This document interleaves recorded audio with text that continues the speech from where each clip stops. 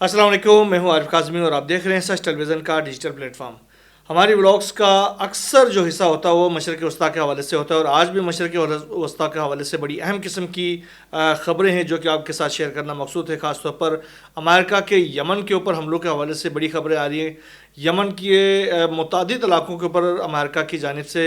हमले किए गए, फ़ज़ाई हमले किए गए। ख़ास तौर पर इस बार जो सबसे ज़्यादा निशाना बनाया गया है वो सूबा हुदैदा का जो इलाका है उसको निशाना बनाया गया। हुदैदा में भी रास उल ईसा का जो बंदरगाह है उसको बड़े पैमाने पर निशाना बनाया गया। उसमें बहुत ज़्यादा तबाही आ गई है और इसके नतीजे में तकरीबन 38 से ज़ायद अफराद जो हैं वो अब तक शहीद हो चुके हैं और 102 से ज़ायद अफराद जो हैं वो ज़ख्मी हो चुके हैं। इसके अलावा अमरीकी जंगी तैयारों ने सना के इलाके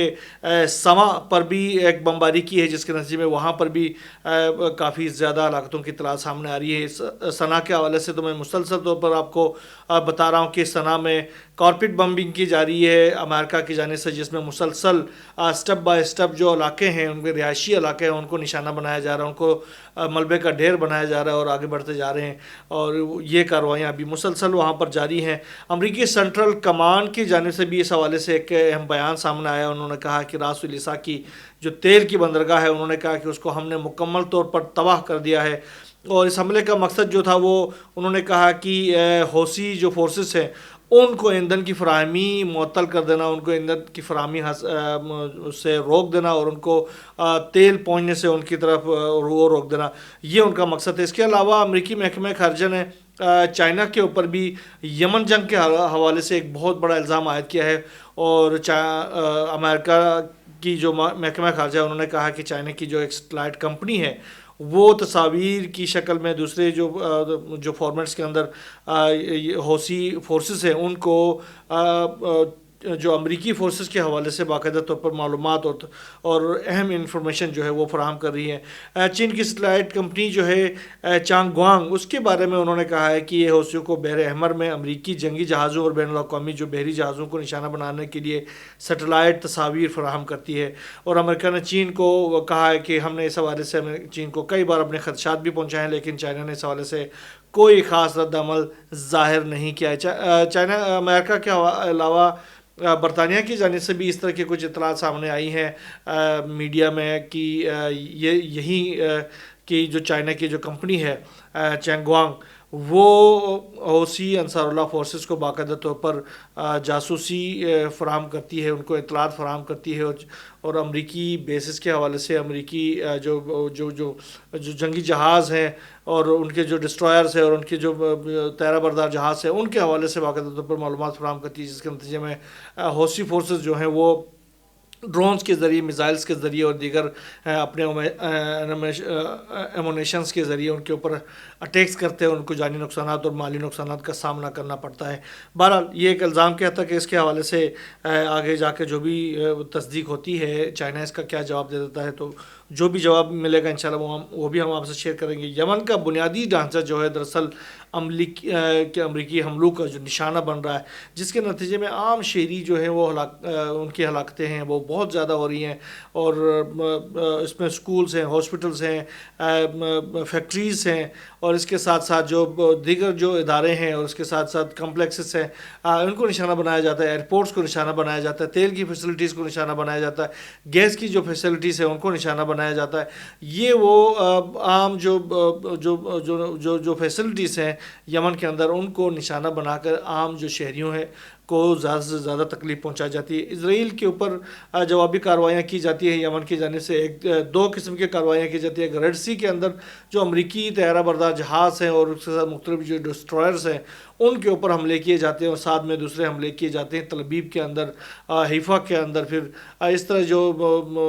जो इसराइल के जो मुख्तलिफ शहर हैं डेमोना के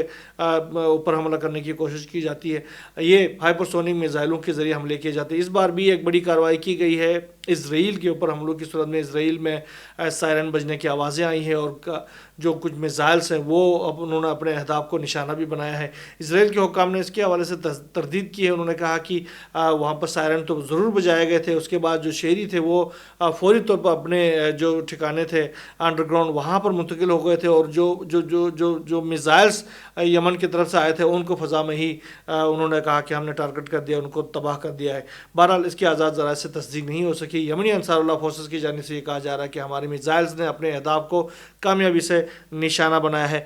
اسرائیل کی جانب سے غزہ کے اوپر حملوں کا سلسلہ بھی رک نہیں سکا ہے۔ غزہ کے مختلف مقامات کے اوپر اسرائیل کی جانب سے حملوں کا سلسلہ جاری ہے۔ اس بار غزہ میں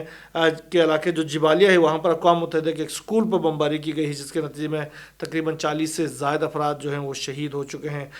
اس کے علاوہ صبح سے اب تک جو کارروائیاں کی گئی اس میں مزید 15 افراد شہید ہو چکے، خواتین اور بچوں کی ایک بہت بڑی تعداد وہاں پر موجود ہے۔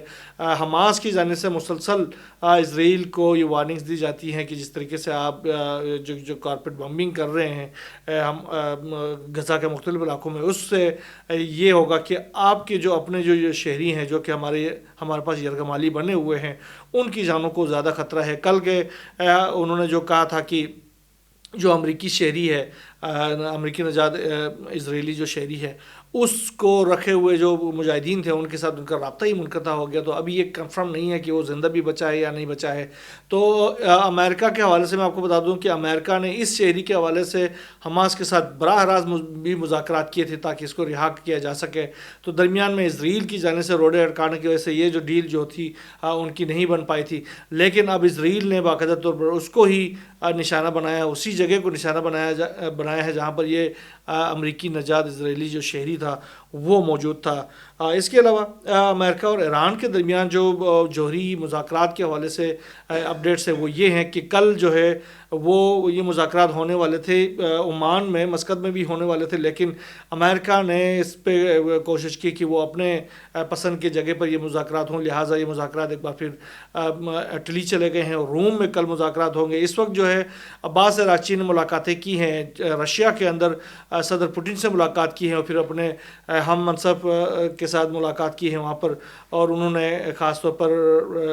ایران کے جو سپریم لیڈر ہیں ان کا اہم ترین خط جو ہے وہ آیت اللہ سید علی خامنہ ای کا جو خط ہے وہ صدر پوٹن کو پہنچایا ہے۔ اس میں اہم ترین پیغام ہے، اس میں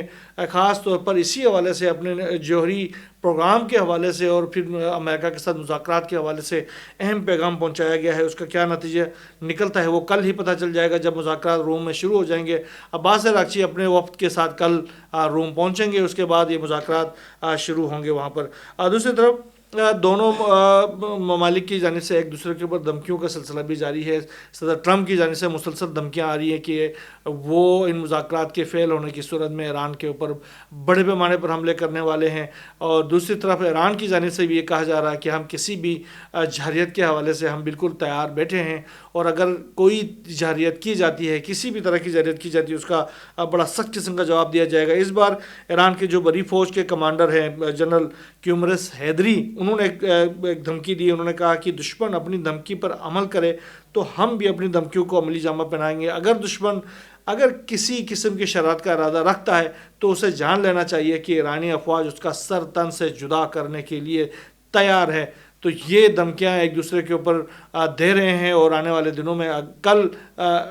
جو ہے وہ صورتحال واضح ہو جائے گی کہ یہ دھمکیاں ختم ہوتی ہیں، دوستی میں بدلتی ہیں، یا پھر ایک دوسرے کے اوپر بڑے سخت قسم کے حملے کیے جاتے ہیں۔ اسرائیل کے جو دھمکیاں دی جاتی ہے ایران کو کہ اسرائیل جو ہے وہ ایران کے جوہری ہتھیاروں کے جو ان کی جو سہولیات تھی ان کے اوپر حملہ کرنے والا تھا۔ ابھی کہا گیا گزشتہ روز ٹرمپ کی جانب سے بھی، امریکی میڈیا کی جانب سے بھی، کہ جو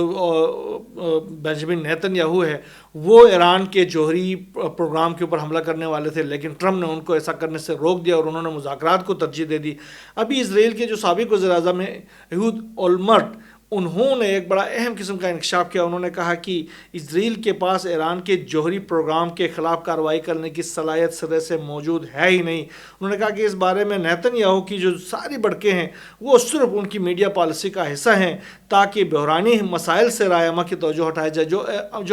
جو اسرائیل کے اندر بنجمن نیتن یاہو کے حوالے سے جو ایک پک رہا، وہاں پر عدالتی کارروائیاں ہو رہی ہیں، اس کے ساتھ ساتھ وہ جو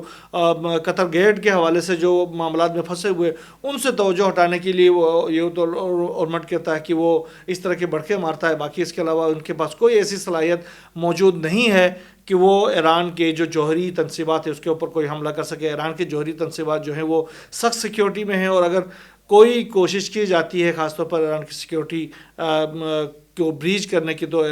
ان کے جو میزائلس ہیں وہ بالکل ریڈی حالت میں ہے، وہ فوری طور پر نہ صرف ڈیاگو اینڈ گارشیا کا جو امریکی بیس ہے اس کے اوپر حملہ کریں گے، بلکہ خطے کے اندر 10 سے زائد جو امریکی بیسز ہے جس میں 50,000 سے زائد امریکی فورسز موجود ہیں ان کے اوپر حملے کریں گے۔ ساتھ میں اسرائیل کے خلاف جو ہے آپریشن وعدہ صادق 3 ایٹ اے ٹائم شروع ہو جائے گا، جس کے نتیجے میں کم از کم ایران نے اعلان کیا ہے کہ کم از کم ہم 1000 سے زائد ہائپرسونک میزائل جو ہیں وہ اسرائیل کے اوپر داغیں گے، جس سے اسرائیل جو ہے وہ ملیامت ہو جائے گا۔ تو یہ صورتحال آنے والے دنوں میں یہ بڑی اہم ہو سکتی ہے اگر مذاکرات فیل ہوتے ہیں۔ تو دعا ہمیں یہی کرنا چاہیے کہ مذاکرات کامیاب ہوں تاکہ دونوں ممالک امن اور سکون سے زندگی گزار سکے۔ ایرانیوں نے یہ کلیئر کر دیا ہے کہ ہمیں مذاکرات سے کوئی زیادہ امیدیں نہیں ہیں، ہم اپنے طریقے سے جینے کی پوری کوششیں کر رہے ہیں، ہم ان چیزوں کو کم کرنے کی کوششیں کر رہے ہیں، باقی جو بھی صورتحال ہوگی دیکھا جائے گا۔ افغانستان کے اندر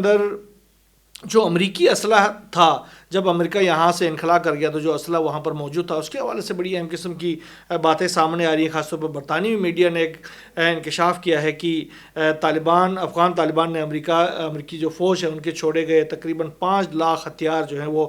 دہشت گردوں کو بھیج دیے ہیں۔ اس حوالے سے نصف جو ہے وہ دہشت گردوں کے ہاتھ میں گیا ہے، اور وہ خاص طور پر